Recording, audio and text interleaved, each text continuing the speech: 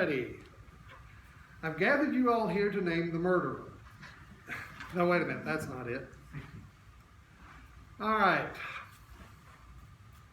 This came up a bit in Bible study on Tuesday. And so I thought this would be a good place to start for today. In the 34th chapter of Exodus, Moses has been up on Mount Sinai, has received the 10 Commandments, carved by the finger of God, so the text tells us, on 2 tablets of stone, and he has been up a long time. And the more faint-hearted among the people have decided he probably went up there and died because there was no food or water. And so they decided that they would make a golden calf and go back to Egypt.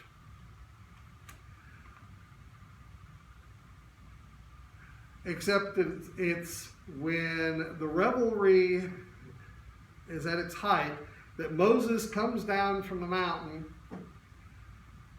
and he sees what's going on, and he throws the tablets at the golden calf, and then Moses loses his temper and according to the text, unleashes the Levites to take care of the idol worshipers, and God loses his temper and unleashes a plague.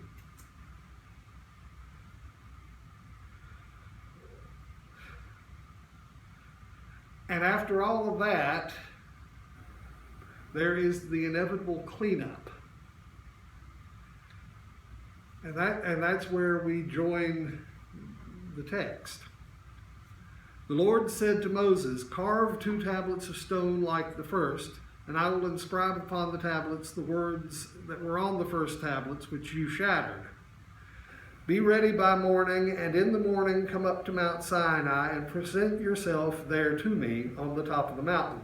No one else shall come up with you, and no one else shall be seen anywhere on the mountain. Neither shall the flocks and the herds graze at the foot of this mountain." So Moses carved 2 tablets of stone like the first, and early in the morning he went up on Mount Sinai as the Lord had commanded him, taking the 2 stone tablets with him. And the Lord came down in a cloud. He stood with him there. He stood with Moses, that is, there, and proclaimed the name Yahweh. The Lord, a God compassionate and gracious, slow to anger, abounding in kindness and faithfulness, extending kindness to the 1000th generation, forgiving iniquity, transgression, and sin. Yet he does not remit all punishment, but visits the iniquity of parents upon children and children's children upon the 3rd and 4th generations. That's heavy.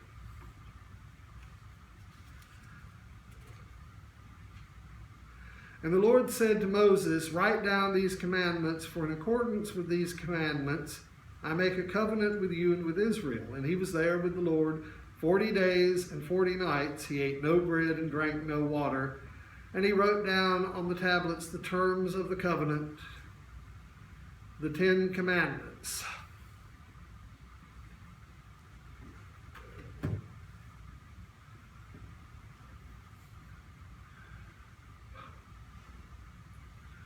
When I was a kid, I loved to watch Carol Burnett on Saturday night.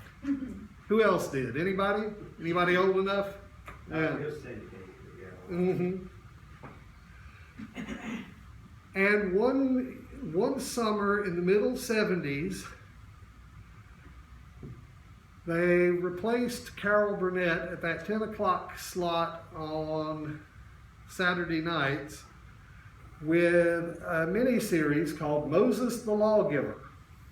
Does anybody else remember that? Had Burt Lancaster as Moses. And it was rather low budget compared to Cecil B. DeMille. The whole parting of the sea scene was kind of confusing more than anything else. and I remember. But the one thing that I remember from that is, after the whole golden calf business,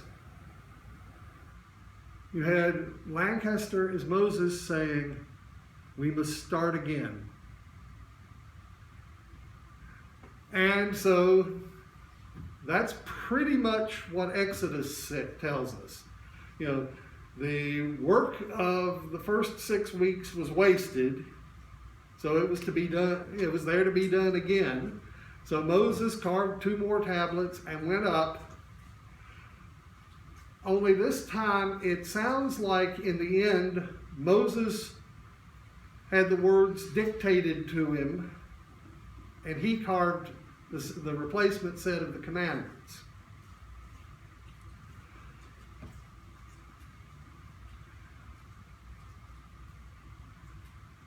Isn't that a powerful metaphor for where we are as a country right now?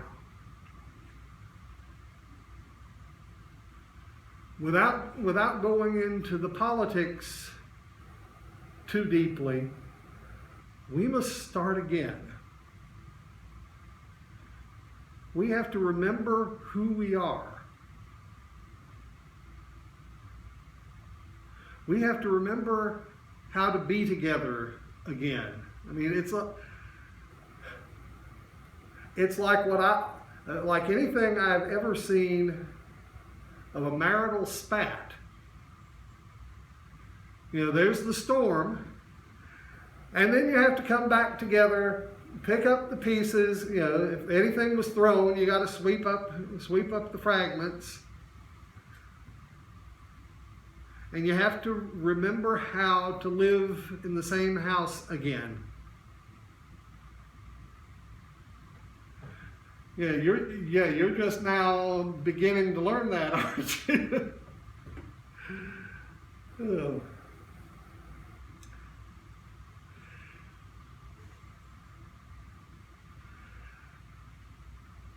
There are a number of competing visions for America out there. Some of them come directly from the descendants of people who used to think that Quaker hanging was a good sport. The shining city on a hill. Okay. That was penned by John Winthrop. Well, John Winthrop had a shining city on a hill for the people who thought like he did. If you didn't agree with him, it was his way, the highway, or the noose. Just ask Mary Dyer. Just ask my 10th great-grandmother, or as I fondly refer to her, Granny Herodias, who was a character. Sometime ask me about her, and I'll tell you.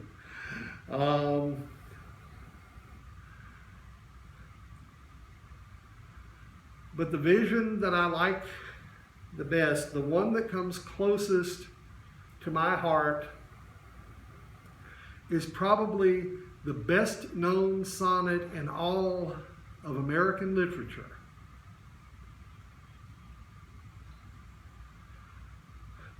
Not like the brazen giant of Greek fame with conquering limbs astride from land to land.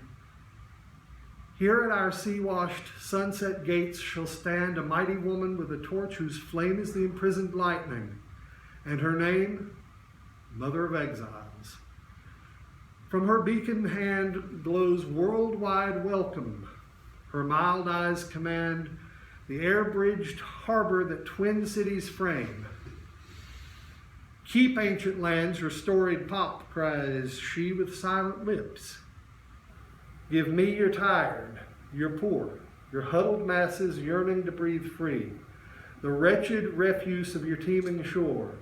Send these, the homeless, tempest-tossed, to me.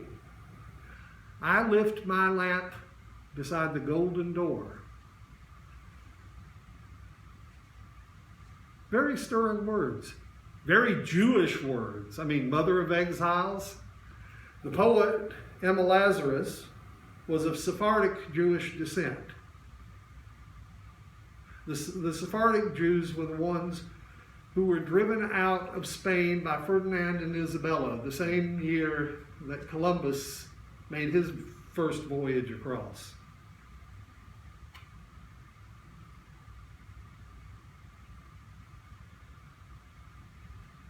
But in a way, that's also a very Christian vision.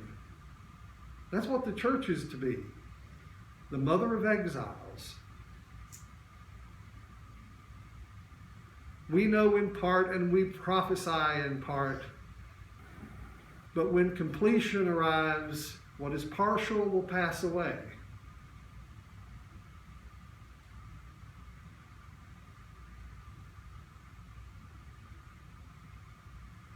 Think about that.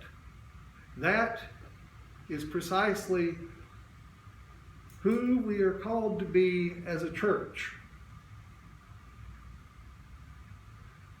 You know, it's like another image that Jesus uses is a banquet.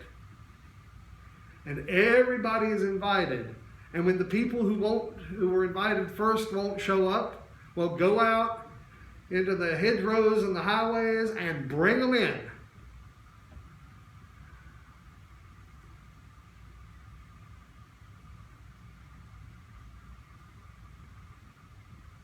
And part of the vision for who we are as a meeting is to glow worldwide welcome.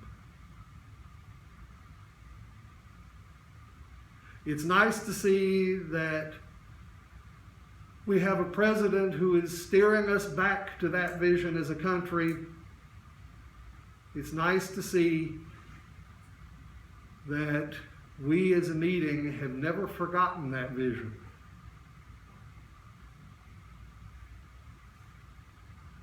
And so, what I say to you this morning, hold that vision in your hearts and in your minds. Amen.